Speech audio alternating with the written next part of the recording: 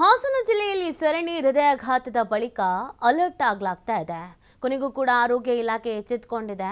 ಇದೀಗ ಆರೋಗ್ಯ ಇಲಾಖೆಯ ಜೊತೆಗೆ ಕುಟುಂಬ ಕಲ್ಯಾಣ ಇಲಾಖೆಯ ಅಧಿಕಾರಿಗಳು ಕೂಡ ಎಚ್ಚೆತ್ತುಕೊಂಡಿದ್ದಾರೆ. ಹೃದಯಾಘಾತವಾಗಿರುವಂತಹ ಮನೆಗೆ ತೆರಳುತ್ತಾ ಇದ್ದಾರೆ ಎನ್ಎಸ್ಡಿ ಅಧಿಕಾರಿಗಳು. ಮೇ ತಿಂಗಳಲ್ಲಿ ಮೃತಪಟ್ಟಿದ್ದ ಕವನ ಮನೆಗೆ ಭೇಟಿ ನೀಡಿ ಮಾಹಿತಿ ಸಂಗ್ರಹಿಸ್ತಾ ಇದ್ದಾರೆ. ಹಾಸನ ತಾಲೂಕಿನಲ್ಲಿರುವಂತಹ ಕೆಲವತ್ತಿ ಗ್ರಾಮಕ್ಕೆ ಅಧಿಕಾರಿಗಳು ಭೇಟಿ ಕೊಡ್ತಾ ಇರೋದು. 19 ವರ್ಷದ ಯುವತಿ ಕವನ ಹೃದಯಾಘಾತದಿಂದ ಮೃತಪಟ್ಟಿದ್ದು. ಕವನ ಹಿಂದಿನ ಆರೋಗ್ಯದ ಬಗ್ಗೆ ಹಿಸ್ಟರಿ ತೆಗೆದುಕೊಂಡ ಅಧಿಕಾರಿಗಳು 20ಕ್ಕೂ ಹೆಚ್ಚು ಅಧಿಕಾರಿಗಳಿಂದ ಮೃತಪಟ್ಟಿರುವಂತಹ ಮನೆಗೆ ಭೇಟಿ ಕೊಡಲಾಗ್ತಾ ಇದೆ. ಜಿಲ್ಲಾಡಳಿತದ ಸೂಚನೆಯಂತೆ ಆರೋಗ್ಯ ಇಲಾಖಾ ಅಧಿಕಾರಿಗಳು ಇದೀಗ ಅಲರ್ಟ್ ಆಗಿರೋದು. ಫೈನಲಿ ಈ ಕೆಲಸವನ್ನು ಅಧಿಕಾರಿಗಳು ಮಾಡ್ತಾ ಇದ್ದಾರೆ. ಅಂದ್ರೆ ಈ ಹೃದಯಾಘಾತ ವಿಚಾರಕ್ಕೆ ಸಂಬಂಧಪಟ್ಟಂತೆ ಸಹಜವಾಗಿ ಪ್ರಶ್ನೆಗಳಿದೆ. ಯಾವ ಕಾರಣಕ್ಕೆ ಈ ತರ ಡೆತ್ ಆಗ್ತಾ ಇದೆ, ಅದು ಹಾಸನದಲ್ಲಿ ಹೆಚ್ಚಾಗ್ತಾ ಇದೆ. ಎಲ್ಲ ಫಿಟ್ ಅಂಡ್ ಫೈನ್ ಆಗಿದ್ದವರು ಮತ್ತೆ ಅತಿ ಚಿಕ್ಕ ವಯಸ್ಸಿನವರೇ ಹಾರ್ಟ್ ಅಟ್ಯಾಕ್ನಿಂದ ಸಾವನ್ನಪ್ತಿದ್ದಾರೆ ಅಂತಂದ್ರೆ ಆಶ್ಚರ್ಯ ಆಗ್ತಾ ಇತ್ತು. ಹಾಗಾಗಿ ಅವರ ಹೆಲ್ತ್ ಹಿಸ್ಟ್ರಿ ಅಂದ್ರೆ ಈ ಹಿಂದೆ ಏನಾದರೂ ಸಮಸ್ಯೆಯಿಂದ ಬಳಲ್ತಾ ಇದ್ರ, ಆಗಾಗ ಜ್ವರ ಬರ್ತಾ ಇತ್ತಾ, ಅವ್ರಿಗೇನಾದರೂ ಸಮಸ್ಯೆಗಳಿಗೆ ಹೃದಯ ಸಂಬಂಧಿ ಸಮಸ್ಯೆಗಳಿತ್ತ, BP ಇತ್ತ, ಲೋ BP ಇತ್ತ, ಹೈ BP ಇತ್ತ, ಫ್ಯಾಮಿಲಿ ಹಿಸ್ಟ್ರಿಲಿ ಏನಾದರೂ ಇದೆಯಾ ಎಲ್ಲವನ್ನೂ ಕೂಡ ಚೆಕ್ ಮಾಡಬೇಕಾಗತ್ತೆ.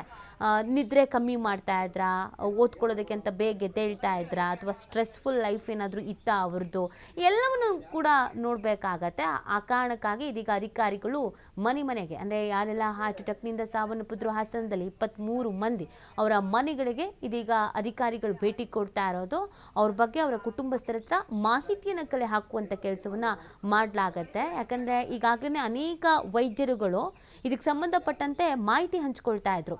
ಏನಾದರೂ ಒಂದು ರೀಸನ್ ಇರುತ್ತೆ. ಒಂದು ಅತಿಯಾಗಿ ಮೊಬೈಲ್ ನೋಡಿಕೊಂಡು ರಾತ್ರಿ ತಡವಾಗಿ ಮಲಗುವಂಥದ್ದು, ಅಥವಾ ಸ್ಟ್ರೆಸ್ಫುಲ್ ಲೈಫನ್ನು ಲೀಡ್ ಮಾಡ್ತಾ ಇದ್ದಾರೆ ಅಂತ ಅನಿಸೋದು, ಅಥವಾ ದುಶ್ಚಟಗಳಿಗೆ, ಅದು ಸಿಗರೇಟ್ ಆಗಿರ್ಬೋದು ಅಥವಾ ಮದ್ಯಪಾನ ಆಗಿರ್ಬೋದು, ಈ ಥರದ್ದು ಏನಾದರೂ ತೆಗೆದುಕೊಳ್ತಾ ಇದ್ದಾರಾ ಅನ್ನೋದ್ರ ಬಗ್ಗೆ, ಅಥವಾ ಅವರಿಗೆ BPಯಲ್ಲಿ ವೇರಿಯೇಷನ್ಸ್ ಇತ್ತಾ, ಹೈ ಇರ್ತಿತ್ತಾ, ಈ ಬಗ್ಗೆ ಇದೆಲ್ಲದ್ರ ಬಗ್ಗೆಯೂ ಕೂಡ ಕಳವಳ ವ್ಯಕ್ತಪಡಿಸ್ತಾ ಇದ್ರು. ಹಾಗಾಗಿ ಒಂದು ನಿಖರವಾದಂಥ ಮಾಹಿತಿ ಸಿಗಬೇಕಲ್ಲ. ಈಗ ಸರ್ಕಾರ ಬೇರೆ ನಮಗೆ ವರದಿ ಕೊಡಿ ಅಂತ ಹೇಳ್ಬಿಟ್ಟಿದೆ, ಯಾಕೆ ಈ ಥರ ಆಗ್ತಾ ಇದೆ, ಡೀಟೇಲ್ಸ್ ಬೇಕು ಅಂತ. ಹಾಗಾಗಿ ಆರೋಗ್ಯ ಇಲಾಖಾ ಅಧಿಕಾರಿಗಳು ಈಗ ಮೃತಪಟ್ಟವರ ನಿವಾಸಕ್ಕೆ ಹೋಗಿ ಅವರ ಬಳಿ ಮಾಹಿತಿಯನ್ನು ಪಡ್ಕೊಳ್ತಾ ಇದ್ದಾರೆ ಕುಟುಂಬಸ್ಥರ ಹತ್ರ.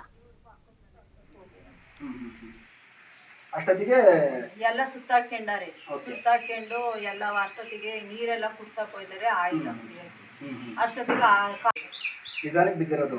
ಏನೋ ಏನ್ ಮಾಡುವಾಗ ಅವರು ಕೈ ಬಿದ್ದ ತಕ್ಷಣ ಆಮೇಲೆ ಯಾರು ನೋಡಿದ್ರಿ ಫಸ್ಟ್? ಇವ್ರು ಪಕ್ಕದ ಮನೆ. ಅಷ್ಟೊತ್ತಿಗೆ ಎಲ್ಲ ಸುತ್ತಾಕೊಂಡು ಎಲ್ಲ ಅಷ್ಟೊತ್ತಿಗೆ ನೀರೆಲ್ಲ ಕುಡ್ಸಕ್ ಹೋಯ್ತಾರೆ. ಆಯಿಲ್ಲ ಅಷ್ಟೊತ್ತಿಗೆ ನಿಧಾನಕ್ಕೆ ಬಿದ್ದಿರೋದು. ಏನೋ ಏನ್ ಮಾಡುವಾಗ ಅವರು ಕೈ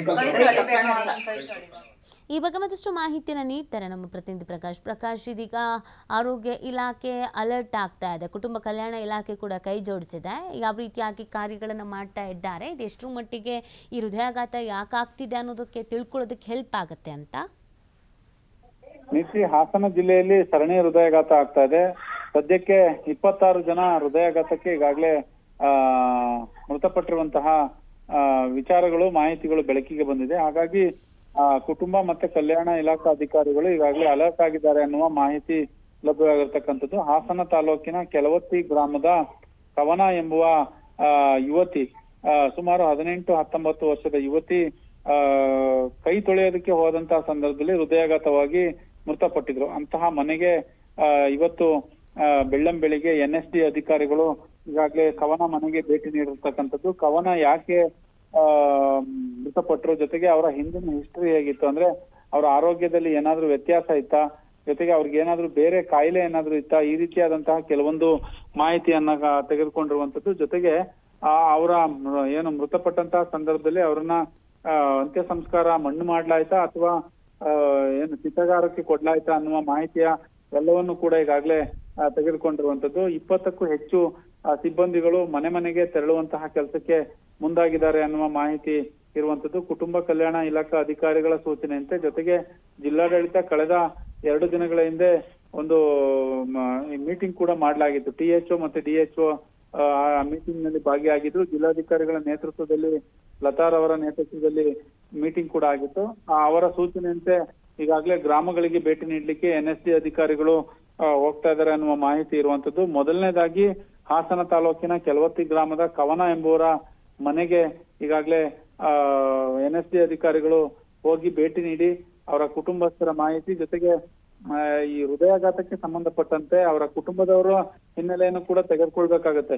ಅವರ ಕುಟುಂಬದವ್ರಿಗೆ ಏನಾದ್ರೂ ಹೃದಯದ ಸಂಬಂಧಿ ಕಾಯಿಲೆ ಇತ್ತಾ, ಹಾಗಾಗಿ ಜೊತೆಗೆ ಅವ್ರಿಗೆ ಏನಾದ್ರೂ ಯಾವ್ದಾದ್ರು ಕಾಯಿಲೆಯಲ್ಲಿ ಹಿಸ್ಟರಿ ಆ ತರದ ಕೆಲಸವನ್ನು ಕೂಡ ಮಾಡ್ಲಿಕ್ಕೆ ಅಧಿಕಾರಿಗಳು ಮುಂದಾಗಿರ್ತಕ್ಕಂಥದ್ದು. ಒಟ್ಟಾರೆ ಇವತ್ತಿನಿಂದ ಬೆಳ್ಳಂಬೆಳಿಗ್ಗೆ ಯಾರ್ಯಾರು ಹೃದಯಾಘಾತಕ್ಕೆ, ಅದರಲ್ಲೂ 30 ವರ್ಷದ ಒಳಪಟ್ಟವರು 35 ವರ್ಷದ ಒಳಪಟ್ಟವರು ಯಾರ್ಯಾರು ಹೃದಯಾಘಾತವಾಗಿ ಮೃತಪಟ್ಟಿದ್ರು ಅಂತವರ ಮಾಹಿತಿಯನ್ನು ತೆಗಿಲಿಕ್ಕೆ ಅಧಿಕಾರಿಗಳು ಮುಂದಾಗಿರ್ತಕ್ಕಂಥದ್ದು. ನೀತಿ.